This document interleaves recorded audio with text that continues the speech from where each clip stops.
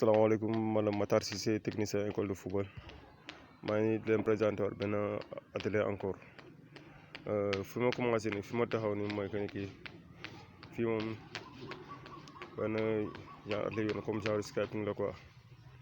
mais mouvement de corps la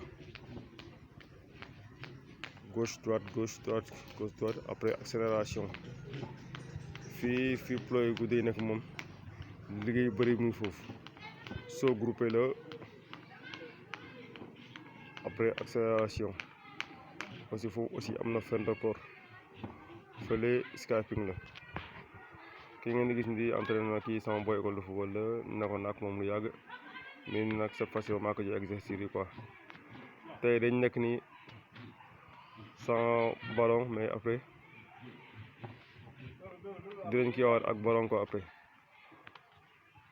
waaw d'accord waaw séance yi moom di woon ni moo nekk nii bëgg naa nag ngeen xool ko bu baax pour gars yu bëri nga xam ne après gars yu bëri nam ni si jàngale quoi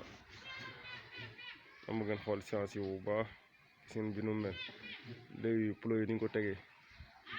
gis ngeen deuxième bi pareil troisième bi moo nekk fële vert orange fii tam vert rouge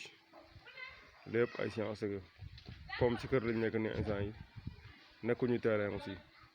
pour l'instant mooy comme li ma leen wax rek mënuñu dem terrain heure bii dañuy bañ dem terrain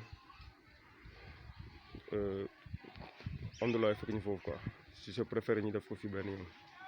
mais dara bu ñu commencé liggéey après dina am ñu ne woon a gën a waraat encore ok ci kanam